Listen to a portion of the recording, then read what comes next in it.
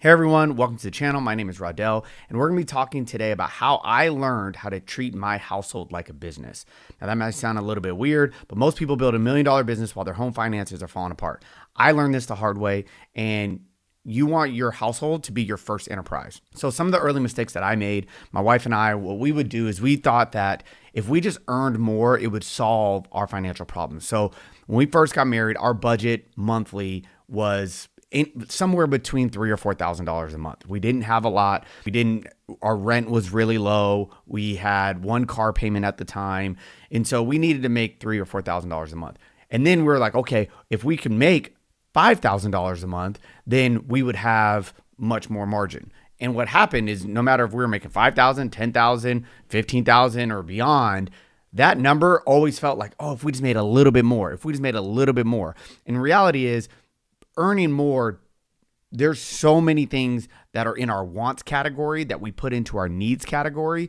And you spend that time thinking, well, I want this, or we need this, and then not really having a clear definition, but in a clear line drawn between wants and needs. The second thing, so the first one was our early mistakes. We were ignoring the budgets. The second thing is we had to make a shift, right? We had to make an absolute shift to where we were going to track every single expense, and we were going to start forecasting all of our bills, just like I do for my business. I forecast revenue. I forecast expenses. If we knew something was upcoming, okay, then we were going to start to plan and strategize for that. And we wanted to forecast income. And with flexible income, when you're self-employed or you work on commission or you work on tips, whatever that may be, when you have flexible income, you don't really know exactly what that's going to be. So we wanted to create a forecast to where there were some worst case scenarios and some best case scenarios. The third thing we did is we started having weekly financial meetings. We meet as if we're CFOs. We lead our family like we're CFOs. We track all the expenses, all the growth, all the investments, everything that we're doing. We talk about it weekly. We talk about where's money need to go this week, this month, this year. Where are things with our children? What expenses do we have upcoming? Every single dollar, regardless if we're on a tight budget or we've seen a lot of increase, regardless, we meet weekly so that we can strategize on what the specific needs are of our household. And then we use our home as a launch pad. And what I mean by that is we give our home the freedom to be the first enterprise.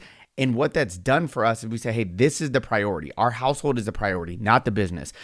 Early in my business, what I started to do is I started to think, hey, the business provides, so that's priority number one. And what that did for us is that made it to where the business, just like your personal finances, there's never enough marketing. There's never enough people that you can have helping you with the business. There's never enough growth for the business. So you keep feeding the business as if feeding the business will ultimately take care of the family. And you got to have a balance with that. And so we treat the home as the launch pad, as the home comes first and then the business. One of the things I just want to tell you guys is I just want to provide some encouragement. Like, your family does deserve the structure that you give your business. Like it does. And it's you have the freedom to do that. I know it can sometimes feel a little bit selfish, and we struggled with that. We struggled where it was, hey, we have to worry about our household first and then the business. We had to separate.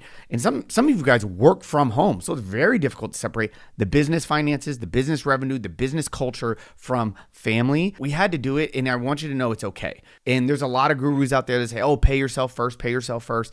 And what that meant for us was figure out what it takes to run our household and to run our dreams, and allow the businesses to fund those things. Not the business is the dream, the scale of the company is the dream, and then that feeds back into the household. For us, that was really helpful. So I would recommend start treating your home like a business. Give it the same respect that you give your company. This is where your real peace and your power is gonna come from. Now, if you found this video helpful, hit the subscribe button, hit the notification bell, go ahead and like and share this video with others so that they can get that freedom too.